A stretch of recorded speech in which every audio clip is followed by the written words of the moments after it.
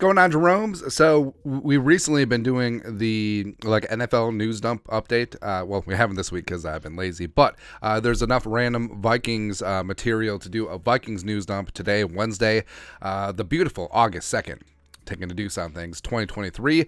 So injury updates. Tristan Jackson had a scary looking knee injury on Tuesday. He was carted off, but he did post an update on Instagram and should be a speedy recovery, according to him, so hopefully that is the case. Cornerback Andrew Booth Jr., I mean, a guy definitely needs some puck luck when it comes with injuries, but he walked off into the facility, doctors trailing him, and we'll get an update on that, I'm sure, from Kevin O'Connell. Alexander Madison got dinged up a little bit.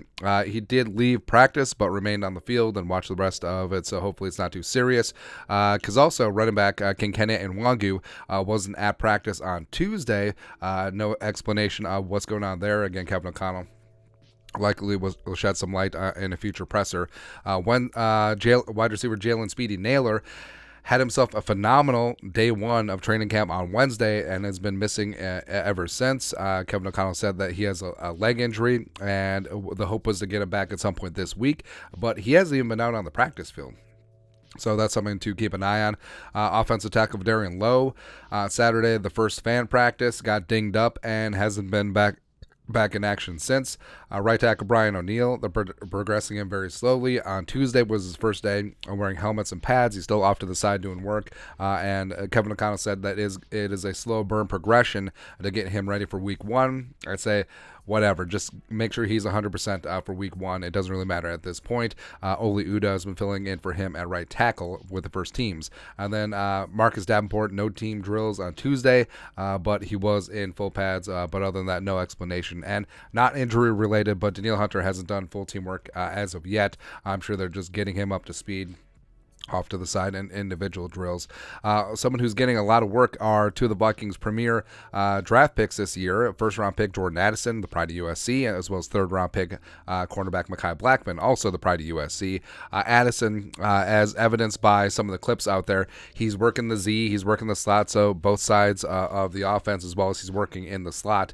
So, I mean, the thing about Addison is that at Pitt 2 years ago, primarily worked from the slot with Kenny Pickett, and then at USC worked a lot more on the outside with Caleb Williams. And I do think that his multidimensionalness is going to be a big factor in the Vikings offense. And Addison looks good, man. Like super clean routes, super great hands, and he's just going to be a magnet for the football, especially since Jefferson and Hockenson are going to get a lot of attention. Mekhi Blackmon has been working in with the ones more and more as of late, working a little bit of outside in nickel, where you have Byron Murphy in the slot, as well as the Caleb Evans as the opposite starting outside corner. And then you got in the slot in dime, which the Vikings finally have dime. 6 DBs. So when Metellus is mixed in there as well, that's something that you do indeed love to see. Also, you love to see.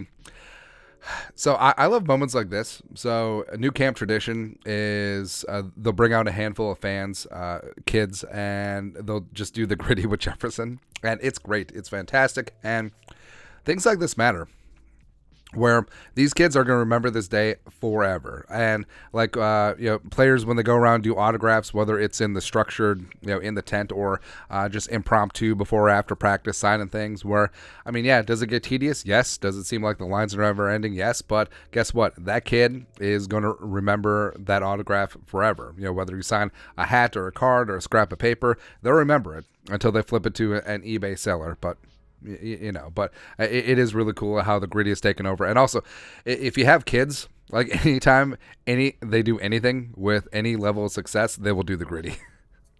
like my daughter will microwave for ramen noodles, and then she'll do the Griddy because that's what kids do all the time. Also, the whole Kirk Cousins 66 gate. Some light was shed on it. This is from Vikes Insider via Lindsey Young, a fantastic writer for the Vikings. Vikings quarterback Kirk Cousins recently asked punter Ryan Wright to wear number 66 for training camp every year just to humor him, and when Wright didn't do it, Cousins decided to take the matter into his own hands. So Ryan Wright, of course, was number 66 last year in preseason before he reduced down to number 14. And I say reduced because a lot was lost. This used to be a proper country, but then apparently Kirk just busted out for today. And I know, conspiracy theory-wise, this is a perfectly fine explanation. Everyone loves Ryan Wright, but of all the days to bust it out, you picked the day specifically when Dalton Reisner was visiting, and Dalton Reisner, of course, wore number 66 with the Broncos. That guy. We believe in coincidences here.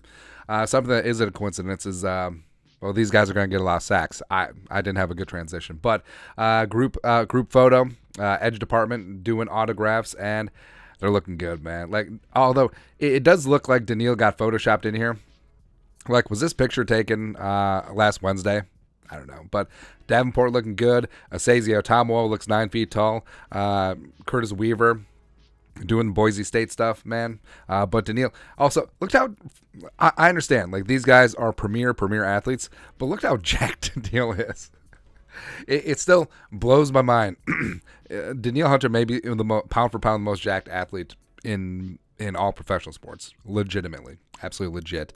Also legit is the Vikings have 2 dose sets of joint practices this year. The first one will kick off with the Tennessee Titans on Wednesday, August 16th, and as well as Thursday, August 17th, ahead of their preseason match at US Bank Stadium on Saturday. Both the practices will take place at noon, and the Vikings camp will be open to the public at 10 a.m. For those 2 days. So, yeah, really get excited to see Will Levis. And, hey, maybe they'll leave Malik Willis behind. I don't know. Who knows? Ooh, also, everyone gets to see DeAndre Hopkins or the leftovers of him. Great. It's fantastic, man. And then lastly, speaking of leftovers, so, again, I'll gladly take the L on this one. Kellen Mond, 3rd-round pick, number 66 overall from back in the day. Spielman draft pick out of Texas A&M. Dynamic arm, can run like a deer, but apparently just couldn't get together in practice. Zimmer, I don't need to see him because I see him practice. All that stuff. After the Vikings and Kevin O'Connell, Kwesi Adofo-Mensah got a look at him in training camp preseason last year. They decided to let him go, and he was picked up by the Cleveland Browns. Old friend Kevin Stefanski, as well as Kwesi's former boss, Andrew Berry, is the GM there in Cleveland. And apparently he's going to start. Apparently he's going to start the Hall of Fame game against the Jets, and the Jets are starting Zach Wilson. And also, it kind of shows that maybe Kellen Mond has the inside track to be Deshaun Watson's primary backup. They also have mid-round pick Dorian Thompson-Robinson, DTR, the pride of UCLA, who I liked a lot too, but also perfectly happy with Jaron Hall, man. But Kellen Mond, what could have been? All the feelings are coming up, man. But that's it. That's it. Vikings news dump for Wednesday, August the 2nd. Let us know your thoughts and our thoughts in the comment section below. Subscribe for daily Vikings takes. Want to support the work? Put a little something in the Venmo. But till next time, Skull Production Value.